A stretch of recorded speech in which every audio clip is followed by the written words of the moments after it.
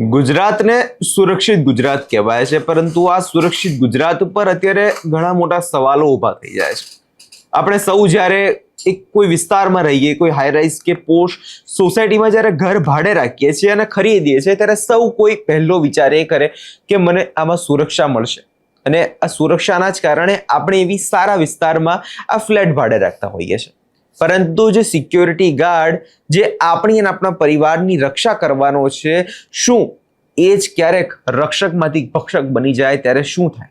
અમદાવાદના પોર્શ ગણાતા એવા એક વિસ્તારની અંદર આવી જે ઘટના બની છે, જેણે હવે ગુજરાતની આ સુરક્ષા વ્યવસ્થાને વિચારતા લોક પર કરી દીધા છે.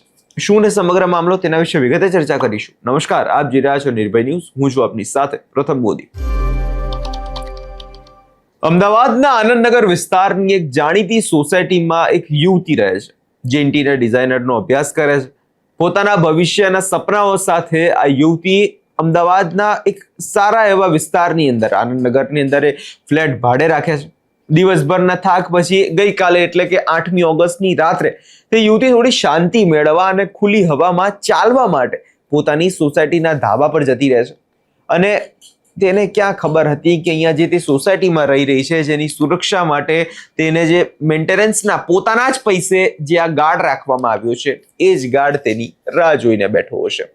આરોપી સિક્યોરિટી ગાર્ડ, જેનું નામ ધર્મેન્દ્રશ્રી રામશંકરસિંહ છે, જે ધાબા પર પહેલેથી હાજર હતો. આ યુવતી ધાબા પર ચાલવા આવી ત્યારે આ નરાધમ પાસે એ ગયો અને એણે વાતચીત શરૂ કરી. વાતચીત કરતા કરતા તેણે યુવતી પાસે શારીરિક સંબંધ બાંધવાની અત્યંત શરમજનક માંગણી કરી. કોઈ પણ સામાન્ય યુવતીની જેમ આ યુવતીએ સ્પષ્ટ ઇનકાર કરી દીધો અને તેને સમજાવવાનો પ્રયાસ કર્યો કે આ ખોટું છે. જ્યારે યુવતીને લાગ્યું કે સ્થિતિ બગડી રહી છે, ત્યારે તેણે ધાબા પરથી નીચે પોતાના ફ્લેટમાં જવાનો પ્રયત્ન કર્યો, પરંતુ આ હેવાનના મનમાં કંઈક બીજું જ ચાલી રહ્યું હતું. યુવતીએ જેવો પીઠ ફરીને તે નીચે ઉતરવાનો પ્રયાસ કર્યો, આરોપી ધર્મેન્દ્રસિંહે પાછળથી તેના પર હુમલો કરી દીધો.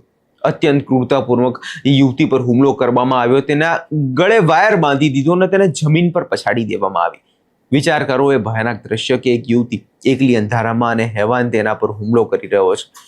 યુવતીને પછાડ્યા પછી આરોપી તરત જ ધાબાનો દરવાજો અંદરથી બંધ કરી દીધો. તેણે યુવતીનું મોઢું દબાવી દીધું અને તેનો અવાજ કોઈ સાંભળી ના શકે. અને ત્યારબાદ સતત 1 કલાક સુધી આ યુવતી સાથે આ નરાધમે દુષ્કર્મ આચર્યું.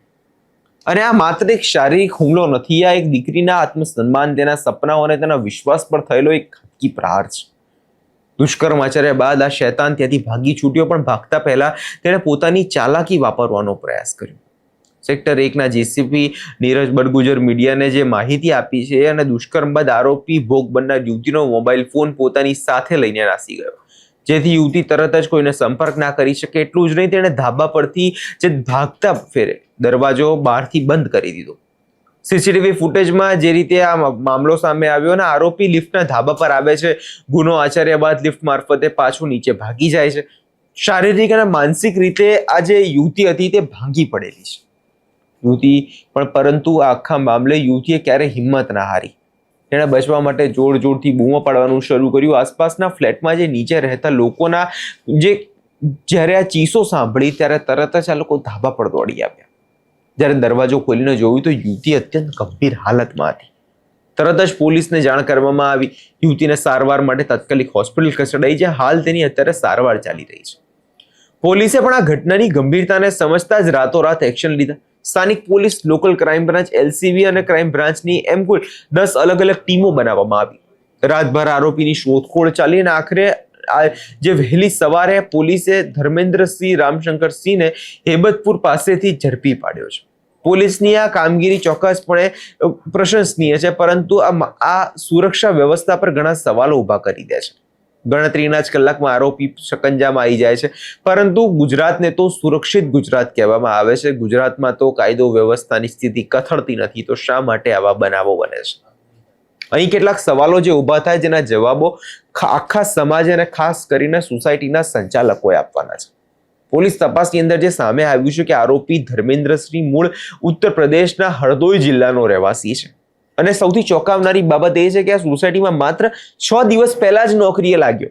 જ્યાં માત્ર 6 દિવસ આરોપી 4 વર્ષથી અમદાવાદના અલગ અલગ સિક્યોરિટી એજન્સીમાં કામ કરતો હતો. શું આ સિક્યોરિટી એજન્સીનું તેનું બેકગ્રાઉન્ડ વેરિફિકેશન કર્યું હતું ખરી?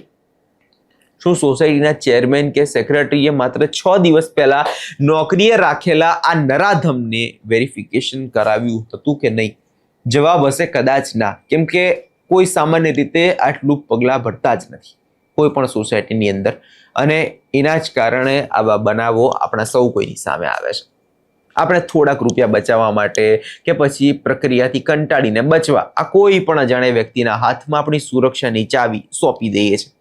પણ શું આ યુનિફોર્મ પહેરાવી દેવાથી વ્યક્તિ સુરક્ષાકર્મી બની જાય છે? આજનું જ ઉદાહરણ છે, આ સુરક્ષા કરવા વાળો જ ભક્ષક બન્યો છે.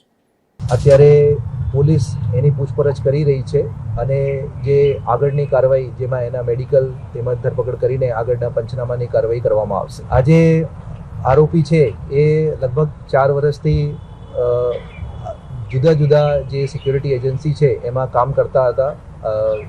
બહારગામથી અહીંયા આવતા હતા અને એને 3-4 એજન્સીઓ ચેન્જ કરી છે અને છેલ્લી જે સિક્યુરિટી એજન્સી છે A1 સિક્યુરિટી એજન્સી, એમાં 4 દિવસ પહેલાં જ એ આવ્યા હતા અને એના ફક્ત આધાર કાર્ડ, પેન કાર્ડ જેવી ડિટેલ લઈને વગર કોઈ તાલીમ આપે અને વગર કોઈ વેરિફિકેશન કરે એને સોસાયટીના ગાર્ડ ઉપર મૂકી દીધા હતા. એની ખૂબ જ બેદરકારી છે. જે બેન છે એને એ આરોપીએ ત્યાં ટેરેસથી લોક કરીને ભાગી ગયા હતા અને પછી યુવતી દ્વારા મદદ માટે ચિલ્લાવીને ત્યાંના જે નીચે જે ઘરના માલિકો છે એને જાણ પડી તો પછી એને ખોલવામાં આવ્યા અને પોલીસને જાણ કરવામાં આવી. પોલીસ તાત્કાલિક ઘટના સ્થળે પહોંચી ગઈ અને પોલીસ દ્વારા બેનને જે મેડિકલ સહાયતા છે એ મેડિકલ ચકાસણી અને જે મેડિકલ હેલ્પ એ કરવામાં આવી. અત્યારે પ્રાથમિક રીતે એવી રીતો છે કે એ ભોગ બનનાર છે એ ભાડા ઉપર રહેતી હતી, એ પીજી નહોતા. આપણે આપણા ઘરમાં જે કામ કરતા લોકો છે, સિક્યુરિટી ગાર્ડ્સ છે, પોલીસનું વેરિફિકેશન કરાવવામાં આળસ કરીએ છીએ અને આ જ તેનું પરિણામ છે. અને આના જ કારણે જે નિર્દોષ જે દીકરીઓ છે, હવે એ લોકોએ આનું પરિણામ ભોગવવું પડે છે. આજે જ્યારે સોસાયટી વાળાએ આનું વેરિફિકેશન કરાવ્યું હોત, એનું બેકગ્રાઉન્ડ ચેક કરાવ્યું હોત, તો આજે કદાચ આ નોબત ના આવી હોત. હવે આ આનંદનગરમાં જે ઘટના બની છે, કાલે તમારા વિસ્તારમાં બની શકે. એક જાગૃત નાગરિક તરીકે જો તમારા સોસાયટીમાં કમિટી મેમ્બર છો તો આજે જ તમારા સિક્યુરિટી એજન્સી પાસે જાઓ અને ગાર્ડ્સના પોલીસ વેરિફિકેશનના દસ્તાવેજો માંગો. જો એક માત્ર રહીશ તરીકે નહીં, પરંતુ એક નાગરિક તરીકે આ તમારી ફરજ છે. હવે આ વિષયને લઈને તમારો શું અભિપ્રાય છે કમેન્ટ કરી ચોક્કસથી જણાવજો અને અમારી ચેનલ નિર્ભય ન્યૂઝને લાઇક, શેર અને સબસ્ક્રાઇબ કરવાનું ભૂલશો નહીં. આભાર.